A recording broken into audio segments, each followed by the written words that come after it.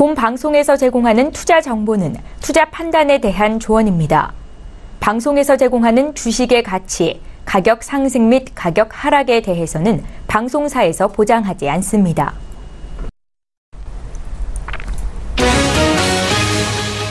헤드라인 뉴스입니다. 미국 뉴욕 증시가 메모리얼 데이로 휴장한 가운데 이탈리아의 정부 구성을 둘러싼 혼란이 이어지면서 이탈리아 증시가 직격탄을 맞았습니다. 이탈리아 밀라노 주식시장의 이텔리 40 지수는 전 거래일 종가보다 2.12% 하락했습니다.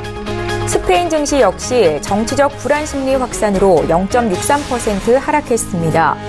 스페인의 제1야당인 사회당은 마리아노 라오이 총리에 대한 부실임 투표를 제안한 상태입니다. 어제 아시아 증시에서 일본 도쿄 증시는 북한을 둘러싼 지정학적인 우려가 완화된 가운데 혼조세를 보였습니다. 반면 대만 증시는 폭스콘이 급등한 데 힘입어서 상승했고 중국 증시는 되살아난 북미 정상회담 기대에도 약세로 거래를 마쳤습니다. 코스피 지수가 북미 정상회담의 성사 가능성이 커지면서 2480선에 바짝 다가섰습니다. 28일 코스피 지수는 전 거래일보다 0.74% 상승한 2478.96의 거래를 마쳤습니다. 유가증권 시장에서 외국인과 기관은 각각 1615억 원, 1369억 원을 순매도했고 반면 개인 투자자들은 2629억 원을 순매수했습니다. 업종별로는 남북 경협 관련주가 많은 비금속 광물 업종이 21% 오르면서 가장 큰 상승폭을 보였습니다. 건설업과 기계업도 14%, 6% 상승하면서 그 뒤를 이었습니다. 5월 소비자 심리지수가 전월 대비 상승했습니다. 남북관계 개선에 따른 경제 협력 기대와 미중 무역 분쟁 우려 완화, 환율 및 주가 상승 등으로 가계의 경제 상황에 대한 인식이 개선된 영향을 받았습니다. 한국은행이 발표한 2018년 5월 소비자 동향 조사 결과에 따르면 소비자 심리지수는 107.9로 지난달보다 0.8포인트 상승했습니다. 지난해 12월 이후 5개월 연속 하락하다가 6개월 만에 반등한 것입니다.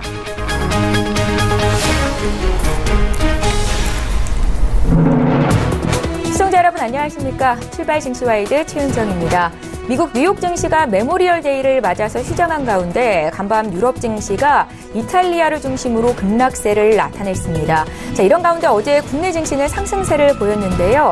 북미 정상회담이 재개된다라는 소식이 전해지면서 남북 경제 협력주가 일제히 상한가까지 올라가는 모습이 연출이 됐었습니다. 자, 오늘 국내 증시 움직임은 어떨지 증시에 영향을 미칠 주요 이슈 분석 도와드리도록 하겠습니다. 오늘 5월 29일 화요일이고요. 출발 증시와이드 일부 시간 지금 본격적으로 시작합니다.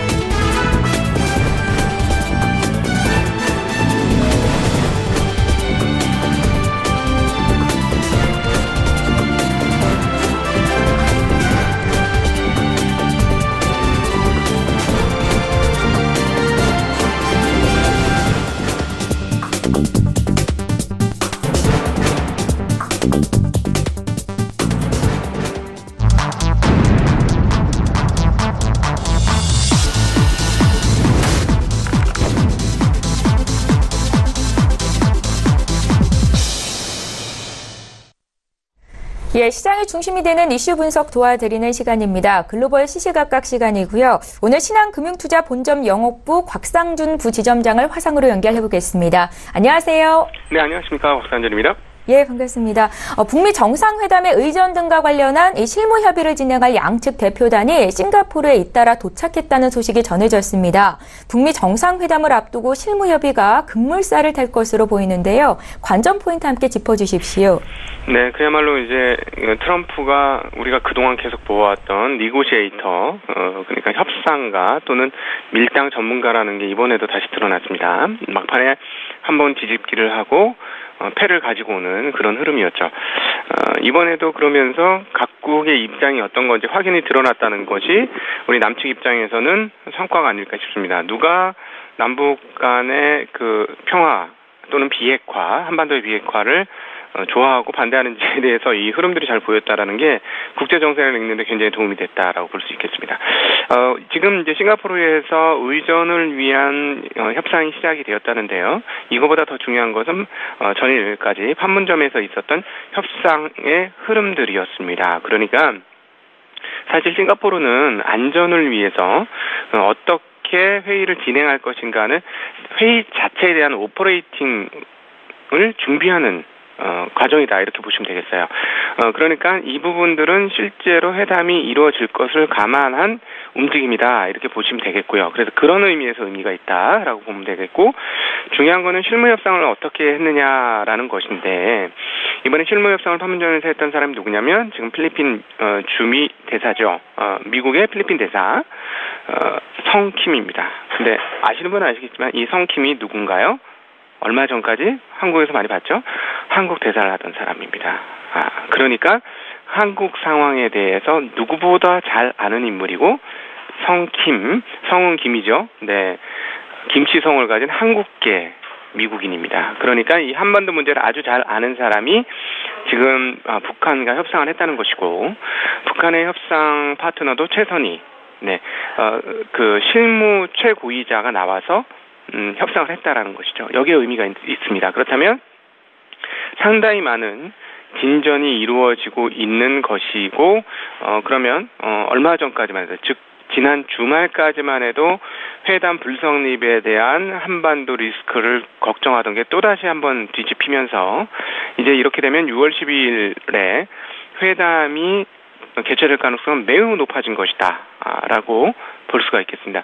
이렇게 한번 뒤집었기 때문에 여전히 믿지는 못할 수 있겠습니다만은 실무진의 상황들이 돌아가는 바에 의하면 될 것 같다라는 것이고 그리고 앞서 이것을 충분히 예상할 수 있었던 부분들은 뭐냐면 금요일날 우리가 이제 만나게 되었던 북한 김계관 외무상의 발언이었습니다. 담화 내용이었죠. 그 담화 내용은 그동안에 북한이 보여줬던 태도와는 전혀 달랐던 것이다 라고 볼 수 있습니다. 혹시나 보신 분들이 있을지 모르겠는데요. 유튜브를 통해서 조금 돌아다녔기 때문에 몇몇 분들은 보셨을 거예요. 북한 사람들이 아베와 일본 정부에 대해서 그 앵커들이 우리나라로 따지면 아나운서 앵커들이 했던 이야기들을 들으면 정말로 격한 발언들을 많이 합니다. 섬나라 난장이들이라는 표현을 하고 사무라이라는 표현을 하고 방송용어로 적합하지 않은데요. 방송 앵커가 나와서 일본 사람들한테 아베한테 지랄 발광을 한다는 등 이런 표현들을 써가는 아주 격한 발언을 많이 합니다. 북한 사람들은 자존심이 강한 사람들이에요. 사실은 어떻게 보면 자존심밖에 남은 게 없다라고 표현해도 과언이 아닐 정도로 대단히 자존심이 강한 사람들이기 때문에 자신의 자존심들을 건드린다, 소위 말해서 존엄을 건드린다고 생각하면 정말 격하게 반응을 하는 것이 그동안의 흐름이었습니다. 그런데 이번에 김계관의 반응은 굉장히 점잖았어요. 이것은 뭐냐면 북한이 이번에 북미 회담에 굉장히 큰 사활을 걸고 있다라는 것을 보여주는 것이죠. 근데 이것들이 그럴 만도 한 것이 지금 아시는 분은 아시겠습니다만 북한이 핵을 지금 개발을 하면서 실질적으로 경제 개발도 굉장히 많이 했습니다. 이것을 아시려면 북한의 사정들을 좀 아셔야 되는데요. 북한은 원래 전쟁 준비를 여전히 끊임없이 하던 나라입니다. 즉 자기네 말로는 이거죠. 미국의 침략에 대비한 전쟁 대비 국가가 우리나라다. 이런 표현을 북한 사람들은 합니다. 그런데 이제 그 과정에서 어떤 과정들이 있냐면 자국 GDP의 상당 부분 80 또는 90%를 그 재래식 무기를 준비하는 데 다 쏟아부었어요. 그것이 이제 북한의 실상이었고 그렇게 되니까 당연히 경제가 피폐할 수밖에 없었죠. 잘 아시다시피 96년도 이후에 북한에서 일어났던 대량 아사, 그러니까 북한 사람들의 일컫는 고난의 행군은 왜 있었냐면 러시아가 해체되면서 러시아로부터 싸게 공급되어진 에너지가 끊어지면서 산업 전체가 폭삭 주저앉으면서 자생적인 산업 구조를 가지지 못했기 때문에 그런 상황을 벌어졌는데요. 또 하나의 축은 뭐냐면 계속적으로 군비를 준비하고 있었기 때문에 다른 것을 준비할 여력이 없었다라는 점이죠. 그런데 이 부분들이 실제로 미사일을 개발을 하면서 확 줄었습니다. 왜냐하면 뭐 고도 기술로 따지면 미사일과 핵이 고도 기술일지는 모르겠습니다만 비용 측면에서 보면 재래식 무기가 훨씬 더 돈이 많이 드는 그런 과정이었어요. 그래서 미사일은 그 고도 기술이긴 하지만 돈은 덜 들었던 거죠. 그렇기 때문에 미사일을 개발하면서 실제로 북한은 과거 한 80-90%에 육박하던 GDP 대비 군사비 지출이 약 절반으로 줄어듭니다. 그러니까 50%는 군사비 지출이 되지만 50%는 경제 개발로 돌아가는. 그래서 실제로 한국에서는 잘 보여지지 않습니다만 구글 이미지 등을 보시고 그다음 최근에 이제 슬슬 한국 언론들에서 보도를 하기 시작하는데 평양의 모습을 보면 한국 사람들이 생각하는 그런 평양의 모습이 아니에요. 굉장히 신도시 중에서도 굉장히 삐까뻔쩍한 신도시의 모양을 가지고 있는 게 최근에 평양을 방문한 기자들과 관광객들의 사진으로 드러나고 있는 대목이죠. 그러니까 이런 상황에서 즉 경제를 계속 이끌어가는 것을 통해서 통치 기반을 다지고 유지했던 김정은이 외부 폐쇄가 강력하게 이루어질 때 이후의 상황들을 감내하기가 대단히 힘들었을 것입니다.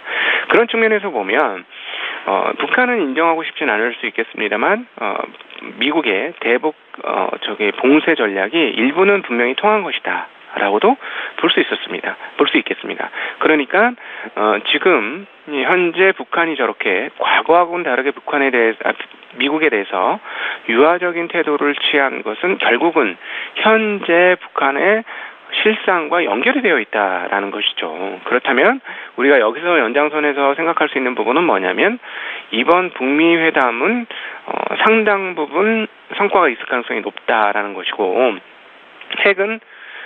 핵심은 미국이 어느 정도 북한이 받아들일 수 있을 정도의 안을 내놓느냐라는 것이죠. 그러니까 미국에 대해서 폭격에 대한 그 어떤 공포는 북한이 씻을 수 없는 공포입니다. 53년도에 어마무시한 폭격을 가해서 뭐 평양, 원산 이런 데는 완전히 쑥대밭이 됐거든요. 그래서 뭐 이렇게 땅굴을 파고 들어가지 않으면 살아남을 수 없는 그런 정도 수준의 경험을 했기 때문에 북한 사람들은 아주 태생적으로 미국을 굉장히 두려워하는 부분들이 있고 그다음에 또 리비아를 통해서 봤죠. 핵 준비하던 거를 치워버리니까 리비아가 완전히 융단 폭격 당하지 않습니까? 미국에게.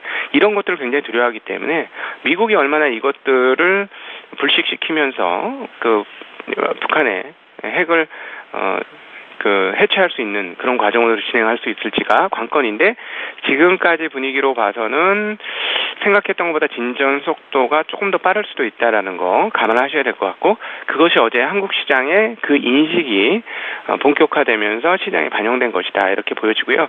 만약에 북미 회담이 온전히 성공이 이루어진다면 어떻게 보여줘야 될 거냐면 북한 관련 주식들이 이제 옆으로 확산이 될 겁니다. 이제 많이 올라간 주식들은 밸류에이션 부담이 생기기 때문에 힘들어질 것이고요. 반면에 한국의 재래 산업들, 그러니까 한국의 죽었던 재래 산업들이 그러니까 PBR 대비 저평가죠. 그냥 장부가치 대비 엄청난 저평가를 받고 있는 한물간 그런 산업들 쪽으로 이 흐름들이 확산될 가능성이 있습니다. 그래서 그것들은 감안하셔야 되지 않겠느냐 판단하고 있습니다. 예, 증시에 영향을 미칠 이슈 분석을 도와드리고 있는데요. 이제 두 번째 이슈로 넘어가 보겠습니다. 수입 자동차에 고율의 추가 관세를 부과하려는 미국 정부의 움직임이 빨라지고 있습니다. 고율의 관세 부과가 현실화될 경우에 국내 자동차 업계 위기도 또 우려되는 상황인데요. 어떤 상황입니까, 지금? 네, 맞습니다.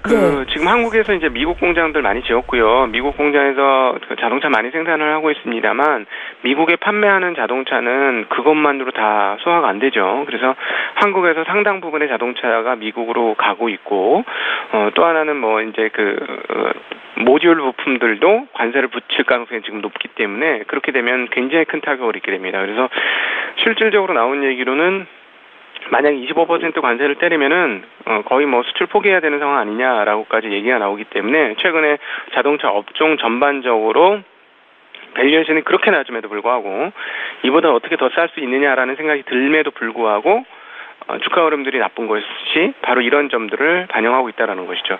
트럼프는 정말 끝끝내 다음 차기 대선을 위해서 그 미국의 저변들 일반 대중들이 받아들일 수 있는 그런 강경한 무역 정책을 계속 피게 될 겁니다. 그래서 이 부분들은 굉장히 어두운 부분들이고요.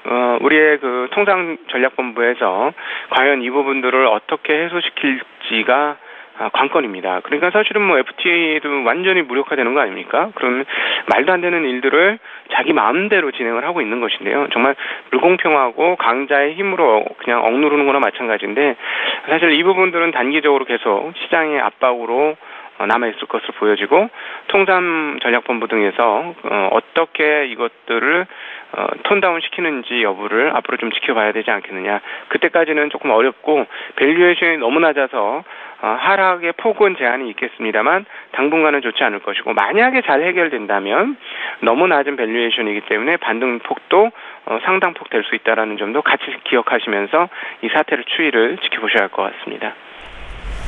예, 잘 알겠습니다. 오늘 새벽 미국 증시는 휴장이었고요. 유럽 증시가 하락이었는데 그중에서도 이탈리아 증시가 2%나 급락이 있었습니다. 유로존 3, 4위 경제국인 이탈리아와 이 스페인의 정정 불안이 유럽 시장을 강타하고 있는데요. 지금 얼마나 우려할 만한 상황인지 좀 봐주십시오. 예, 그 이탈리아의 지금 경제 규모가 굉장히 크죠. 유럽에서 경제 규모가 큰데 그거보다 또 더 크게 걱정이 되는 부분은 뭐냐면 부채 규모는 더 큽니다. 세계적으로 상위권이에요, 이탈리아가. 그렇기 때문에 만약에 이런 극단주의적인 정권이 들어서면 어떤 고민이 있게 되냐면 얘네들 과연 우리가 빌려준 돈 외채 이거 잘 갚을 수 있어? 안 갚는다고 하는 거 아니야? 라는 불안감들이 생길 수밖에 없습니다. 그래서 최근에 금리가 폭등을 하죠. 이탈리아 금리가 국가적인 수준 대비 폭등을 하면서 독일 금리와 금리 차이가 2% 이상 확 벌어지고 있는 그런 흐름으로 가고 있습니다. 이런 것들이 지금 되게 불안하고 투자자들이 불안해하고 있다라는 것이고 그것이 또 주식시장까지도 반영이 된 것이다 보여집니다. 그래서 계속 이렇게 극단적인 정치 세력이 잡아서 자리를 잡는 순간까지는 계속 불안하기 때문에 만약에 이제 이렇게 생각합니다. 극단주의 세력들이 정권을 잡고 나면 실제로 우리는 그렇게까지는 안 할 것이다라고 얘기할 가능성이 높아요.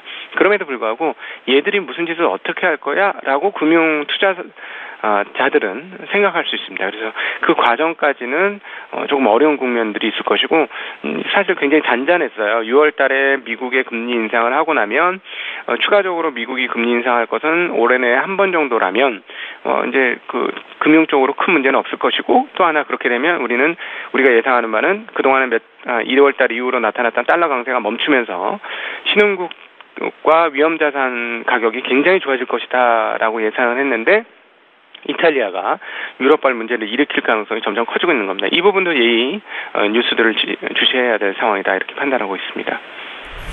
예, 오늘 글로벌 시시각각은 신한금융투자본점 영업부의 곽상준 부지점장 화상으로 연결해서 자세히 여쭤봤습니다. 고맙습니다. 네, 감사합니다.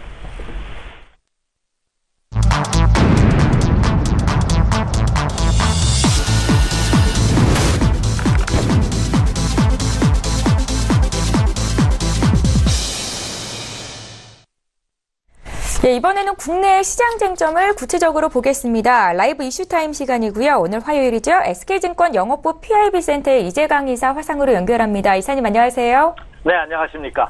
예, 반갑습니다. 오늘도 여쭤볼 이슈들이 좀 있는데요. 일단 28일 한국은행이 발표한 2017 기업 경영 분석에 따르면 지난해 우리 기업이 역대 최고 실적을 기록한 것으로 나타났습니다. 이미 알려져 있는 내용이기는 한데요. 반도체 호황이 지속되고 있는 가운데 이 쏠림 현상에 대한 우려감이 계속 나오고 있는 상황입니다. 자, 내용과 함께 앞으로 흐름 어떨지 좀 봐주십시오. 네, 이제 주식시장에도 본격적인 봄이 오는 것 같습니다. 오늘 우리 최앵커 의상 보니까요. 분홍색 빛이 너무 화사하고 좋습니다. 우리 주식시장을 보는 것 같아서 저도 아침 기분이 굉장히 좋은데요. 자, 전일 제가 이 말씀을 드린 이유는 전일 국내 주식시장의 상한가 폭이 30%로 확대가 됐습니다. 30%로 확대가 된 이후 처음으로 상한가가 최고 개수를 치르는 최고 종목이 상한가에 진입하는 그런 것이 발생했죠. 무려 64개나 상한가에 진입하는 그런 아주 기염을 통했습니다. 그 대부분이 남북 경업주들이 아주 빛을 올리는 그런 모습을 보였죠. 따라서 이 남북 경업주들이 주도들이 완전히 자리 잡으면서 증시 분위기를 상당히 업시키는 투자 심리를 호전시키는 그런 모습을 보여주고 있습니다. 자, 남북 화해 무드가 본격적으로 해빙 무드에 들어감에 따라 그동안 컨트리 리스크가 해소될 것이다 하는 기대감이 있었습니다만 지난 상반기 동안 지난 1월, 2월, 3월, 4월 그러니까 최근 한 3, 4개월 동안에는 기우에 불과한 것이 아닌가 기쁨 그러니까 기대에 불과했던 것이 아니었던가 하는 우려감을 낳게 했습니다만 그러나 전일장의 모습에서 완전히 그것이 이제 본격적으로 시장에 반영되는 그런 모습을 보였습니다. 자, 상대적으로 남북 경제가 기염을 터고 있는데 질문해 주신 바와 같이 반도체 관련주들은 엄청난 재료를 수반하고 있음에도 불구하고 주가는 여전히 소강면을 면치 못하는 그런 모습을 보여주고 있습니다. 특히 삼성전자가 액면 분할을 실시한 이후에 국민주로 화기가 되면서 5만 원대의 장중에 붕괴되는 그런 우여곡절을 겪은 끝에 결국은 5만 2천 원대의 모습을 보여주고 있습니다만 정체 상태의 모습을 보여주고 있죠. 그런데 국내 기업 역대 최고의 실적을 발표했다고 이미 한국은행이 발표를 했는데요. 그 중심에 반도체 관련주들이 장을 이끌고 있다는 점입니다. 지난해 대한민국 사상 최고치를 경신했는데요. 국내 기업 매출액 증가율이 9.9%. 와, 지난해에는 1.1%였거든요. 그 전년 1916년도에는 그러니까 작년 얘기입니다. 1917년도에 국내 기업 작년에 국내 기업 매출액 증가율이 9.9%였습니다. 2016년도에는 1.1%에 불과했어요. 무려 8.8% 8배가 아니 9배죠. 급증하는 그런 모습을 보였다는 점입니다. 한국은행이 기업 경영 분석을 집계한 이후 상장 기업 위주에서 외강 기업으로 변환한 이후 최고치를 경신하는 그런 모습을 보였다는 거죠. 영업이익률도 무려 7.4%. 전년에 6.2%에 불과했던 것이 전년 대비해서 크게 증가된 1% 이상 크게 증가되는 그런 모습을 보였습니다. 물론 여기에는 말씀드린 바와 같이 반도체가 주도적 역할을 했습니다. 반도체 포함해서 기계, 전기전자 부분 매출액 증가율이 무려 18.6%나 됩니다. 반도체 수출액도 979억 4천만 달러로서 전년 대비 무려 57%가 급등하는 그런 모습을 보였습니다. 삼성전자가 SK하이닉스가 전체 산업 비중에서 차지하는 비율도 11.4%로 전년 대비 전년 6.4%에서 거의 배 가까이 크게 증가되는. 그러니까 전체 증가율 9.9% 중에서 3.3%, 30%가 삼성전자와 SK하이닉스가 차지했고요. 영업이익률은 무려 25.5%, 무려 4분의 1이 넘는 영업이익률을 기록하는 그런 모습을 보였습니다. 반도체가 전체 산업에서 를 좌지우지하는 그런 모습이 보여졌죠. 여기에다가 석유화학도 크게 약진하는 모습을 보였습니다. 매출액 증가율이 14.5%, 전년 마이너스 2.9%에서 흑자 전환에 성공하는 그런 모습을 보였고요. 영업이익률도 13%, 전년 대비해서 2배 이상 크게 증가되는 그런 모습을 보였습니다. 일부 분석가들 사이에서는 국내 산업이 너무 반도체 특히 전기전자 중에서도 반도체 업종에 치우치는 것이 아니냐. 다시 말해서 삼성전자와 SK하이닉스를 빼놓고 보면은 우리나라 산업은 실질적으로 마이너스 성장을 기한 것이 아니냐 하는 볼멘 소리를 하고 있습니다. 그런데 저는 이렇게 생각합니다. 반도체가 있기 때문에 그나마 국내 산업이 이 정도 성장한 것이 아니에요. 반도체의 모습을 보면서 다른 산업이 거기를 따라가려고 해야지. 야, 반도체 니들만 잘 나가? 반도체 산업을 깎아내리는 이런 것은 좀 지양해야 되지 않나 하는 생각을 가지고 있습니다. 우리나라는 3대 수출업종이 있습니다. 반도체, 그리고 조선, 그리고 또 하나 조선 철강을 포함한 그 조선업종이고 또 하나는 자동차입니다. 이 세 가지 산업이 대한민국 코를 이끌고 있는 3대 주력 수출 품목이고 경쟁력이 있는 데서 이들 산업을 저는 집중적으로 육성하는 것이 올바른 것이 아니냐. 그래야지 다른 산업계까지 그 파급 여력이 넓어지는 것이 아니냐 이렇게 생각하고 싶습니다. 따라서 최근 삼성전자만의 독주, 삼성전자, SK하이닉스 같은 반도체만의 독주는 그렇게 비관적으로 볼 것이 아니라 오히려 역으로 생각하면 긍정적인 시너지 효과를 낼 수 있는 그런 기회가 될 것이다 이렇게 말씀을 드립니다. 그리고 상대적으로 반도체 관련주들이 실적에 비해서 주가가 약화되는 모습을 보이고 있습니다. 이 또한 역으로 생각한다면 기회가 될 가능성도 크지 않을까 이렇게 생각이 됩니다. 그것은 잠시 후에 투자전략 시간에 다시 한번 언급해드리도록 하겠고요. 여튼 지난해 국내 최고의 실적을 사상 최고치 매출액과 영업이익 증가를 기록한 국내 증시는 이제 본격적인 올해의 실적 당세를 뒷받침할 수 있는 백데이터 자료까지 뒷받침되고 있기 때문에 국내 증시에는 긍정적인 신호로 받아들이기에 충분한 모습이다 이렇게 말씀을 드립니다. 예, 시청자 여러분들이 알아둬야 할 주요 이슈 분석을 도와드리고 있습니다. 이제 두 번째 이슈 보겠습니다.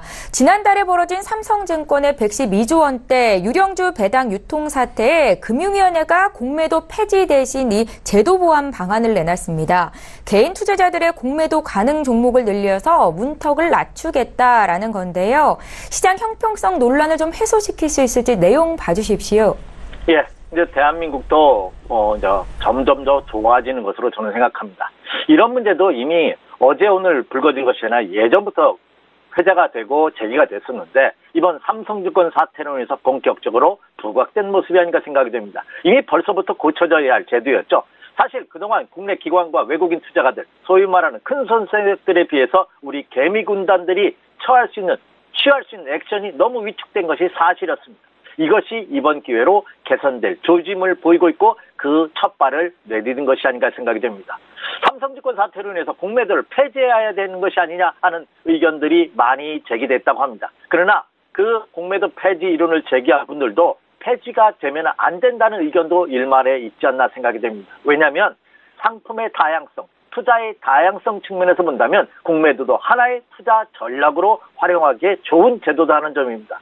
따라서 어떤 안 좋은 사태가 있다 하여 이것을 무조건 폐지하자 이런 논란은 다른 또 불협화음을 일으킬 수 있는 것이 아닌가 생각이 됩니다. 그래서 정부가 이번에 추진하고 있는 공매도 제도는 없앤다는 것은 더 부작용이 심할 수 있다. 그래서 오히려 이 공매도 제도를 보완하는 쪽으로 포커스를 맞춘 것 또한 아주 저는 잘한 일이 아닌가 생각이 됩니다. 따라서 이번에 금융위가 그 대안으로 제시한 것이 몇 가지 있죠. 첫째는 한국증권금융을 통해서 대체 주식을 확대하겠다는 겁니다. 사실 공매도가 개인 투자가들한테 거의 유명무실한 제도였습니다. 왜? 투자할래야 하기도 없고 종목도 없고 그리고 그 종목 규모도 너무 작았습니다. 그렇기 때문에 일부 큰손과 기관과 외국인 세력들의 전유 시장이었는데요. 그것을 완화하겠다는 거죠. 그래서 개인들이 공매도 취할 수 있는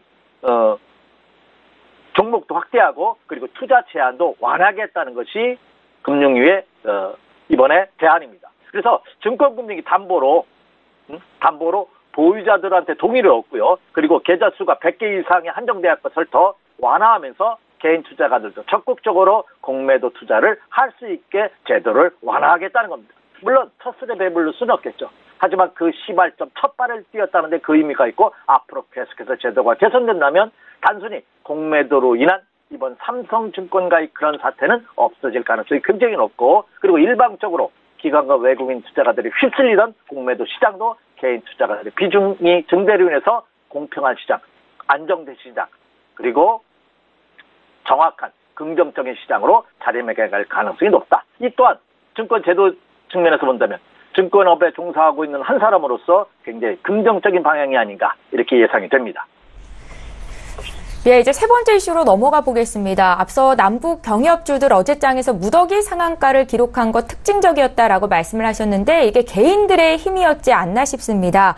4월 남북 정상회담 이후로 개인이 남북 경협주에 대거 베팅한 것으로 나타났는데요.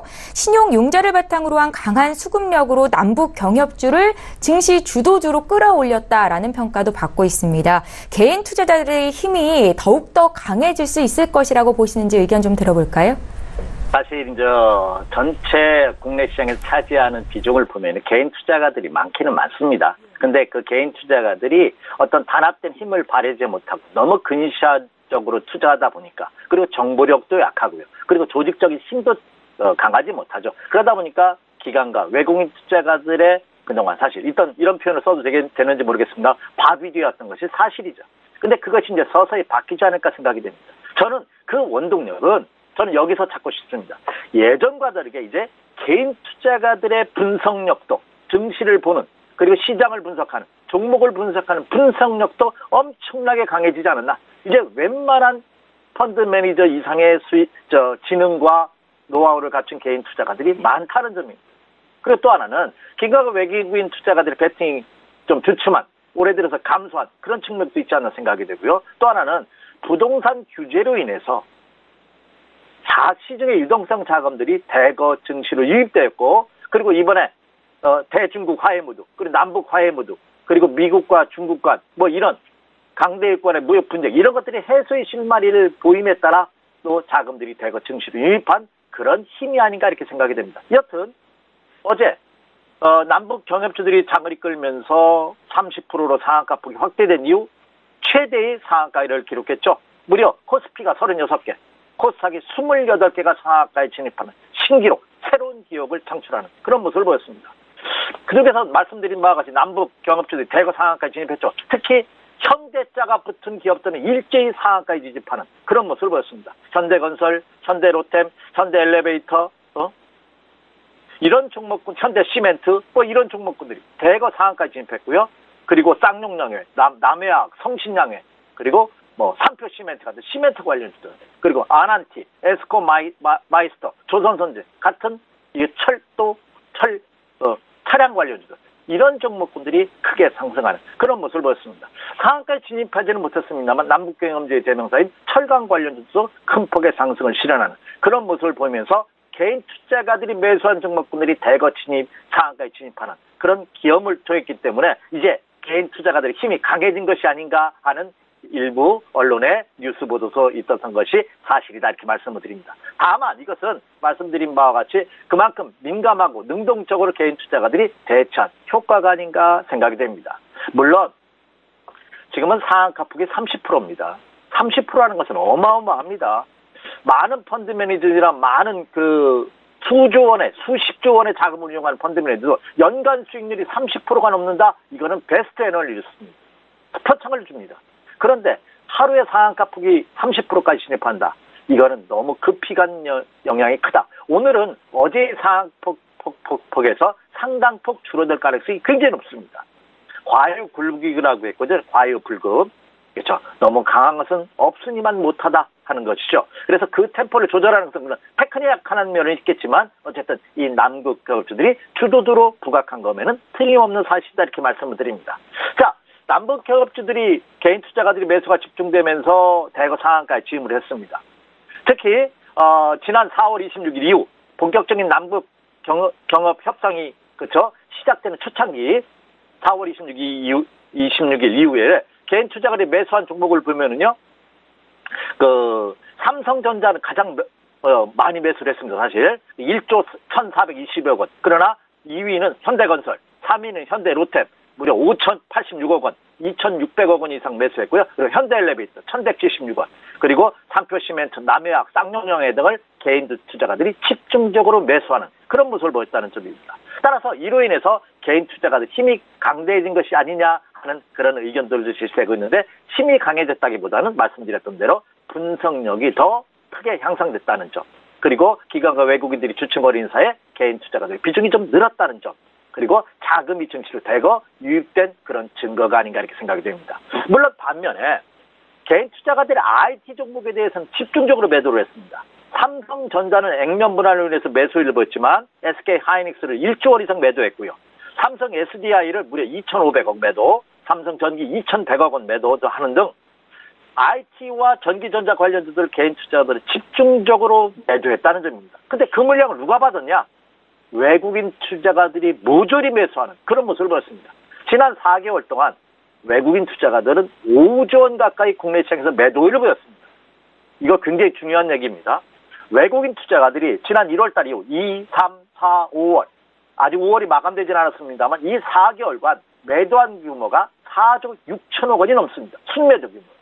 외국인 투자가들이 이렇게 매도를 했는데 매수한 종목이 있다는 것이 놀랍습니다. 그 매수한 종목이 SK 하이닉스 7,542억 원, 삼성전기 2,169억 원 등 외국인 투자가들이 집중적인 매도 구간에도 불구하고 시가총액 상위 대형주인 반도체 그리고 전기전자 업종들을 집중적으로 매수했다는 점입니다.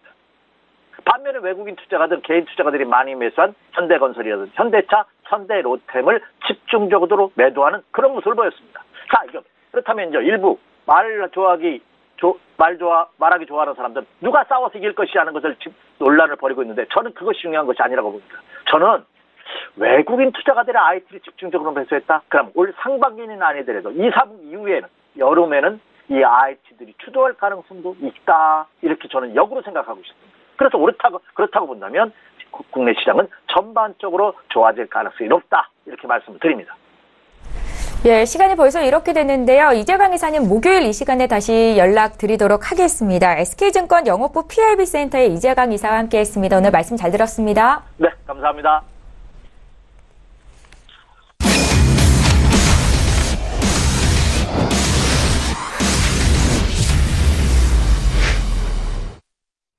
예, 1부의 마지막 시간입니다. 선재 트레이더의 선물 하이킥 시간이고요. 선재 트레이더 오늘도 화상으로 연결해 보겠습니다. 안녕하세요.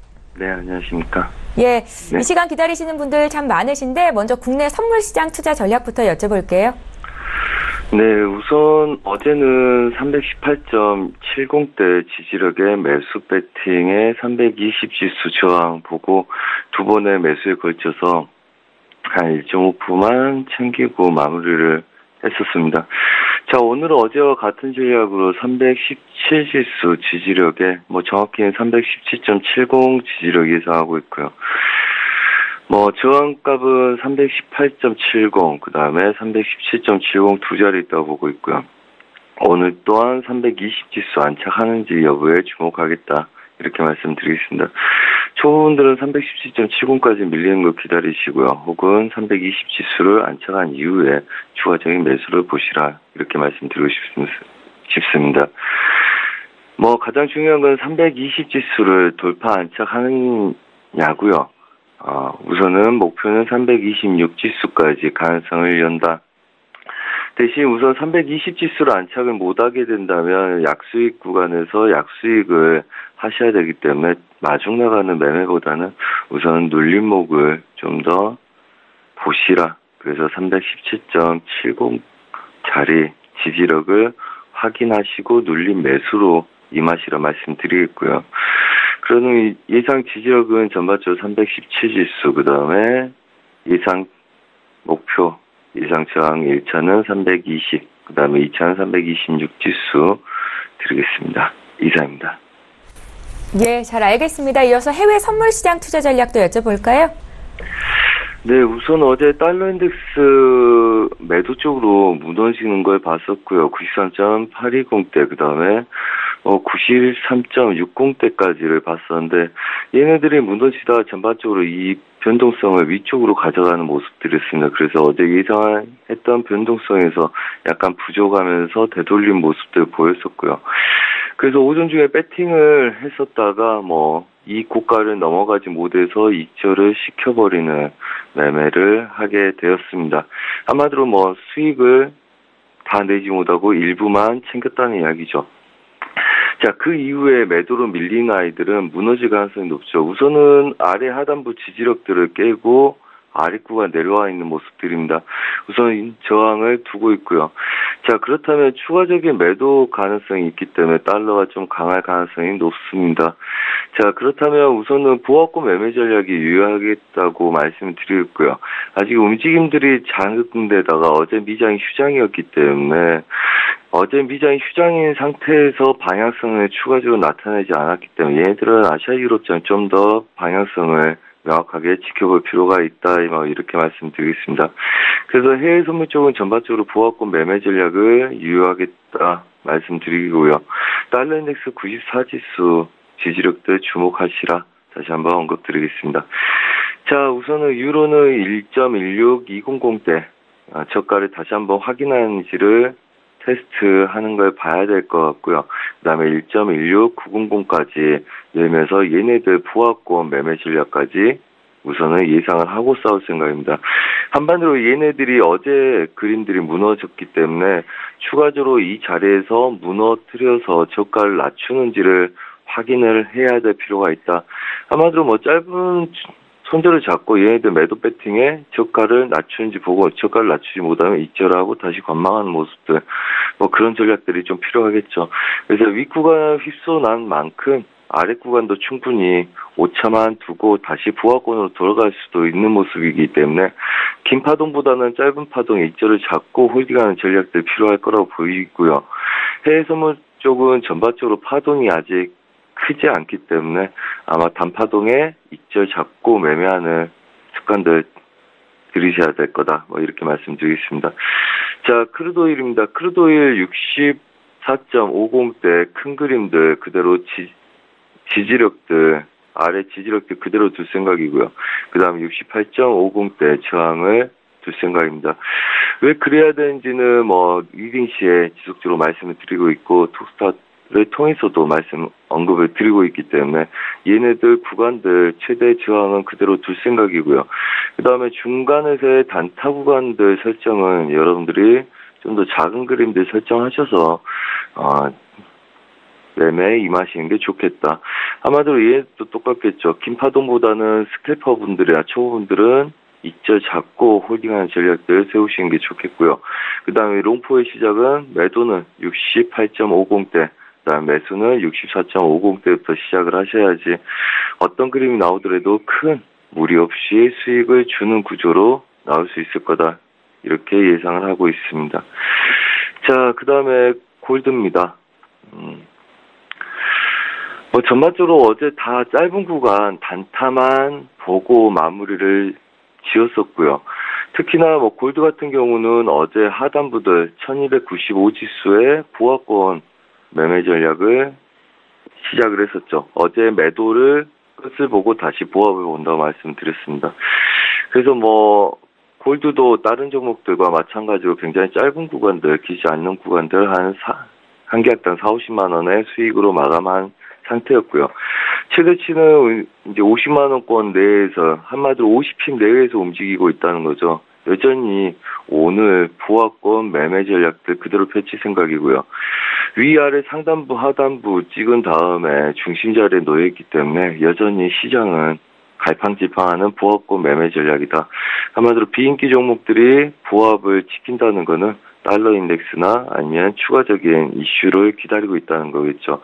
아무래도 어제 미장의 휴장이었고 그 다음에 오늘 다시 미국 아이들이 들어온 걸 보고 나서 미국 아이들의 전략을 아마 참고하고 나서 시장이 방향을 설정할 가능성이 높습니다.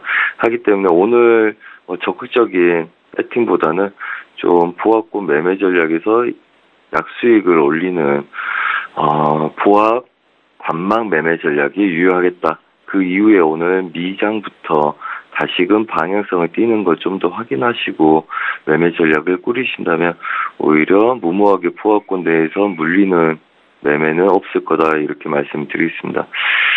자, 오늘 다시 또 월요일부터 오늘 화요일, 내일부터는 또 지표 나오는 수요일입니다. 자, 그렇다면 오늘까지 변동성이 적더라도 내일부터는 다시금 변동성을 나타낼 수 있는 장이겠죠. 그래도 오늘부터 해외 선물 전반적으로. 그래서 오늘 보합권 매매 전략에서 수렴에 드는 아이들은 특히 중심 근처에서는 너무 방향성을 보지 마시고요. 전반적으로 방향성을 나타내는 아이들 지지력을 통해서 추세를 낼 수 있는지 확인하고 매매 전략을 꾸리시기 바랍니다. 이상입니다. 예, 국내외 선물시장 투자 전략자들이었고요. 선재 트레이더는 내일 이 시간에 또 뵙도록 하겠습니다. 고맙습니다. 네, 감사합니다. 예, 출발 증시와이드 1부 여기서 마칩니다. 잠시 뒤 2부 시간에는 전문가와 함께 종목에 집중해서 추천주 드리는 시간이 있습니다. 추천 종목 공개하고 또 장중에 시청자 여러분들의 관심 갖고 계신 종목들 이 시각 특징주 분석해드리는 시간도 있습니다. 기대해 주시고요. 저희는 잠시 뒤 2부 시간으로 오겠습니다. 고맙습니다.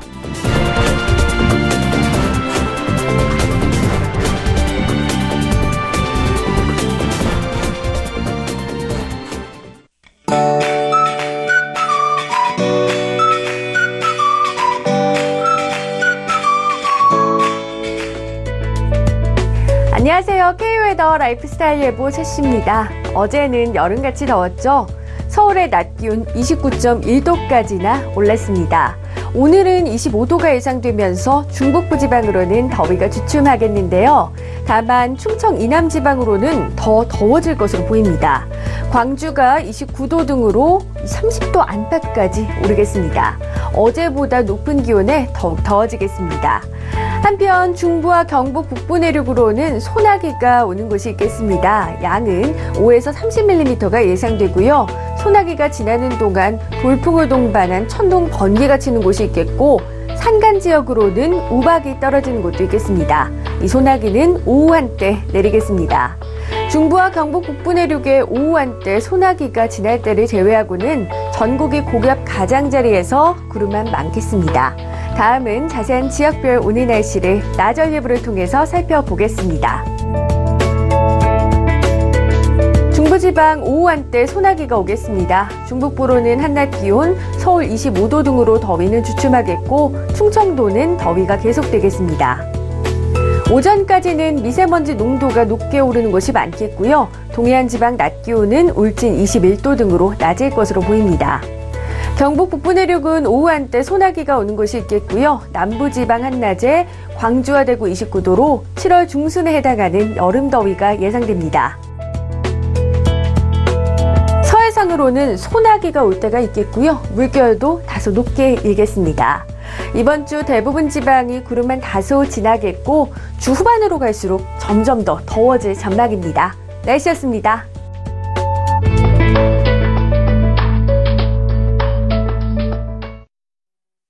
본 방송에서 제공하는 투자 정보는 투자 판단에 대한 조언입니다. 방송에서 제공하는 주식의 가치, 가격 상승 및 가격 하락에 대해서는 방송사에서 보장하지 않습니다.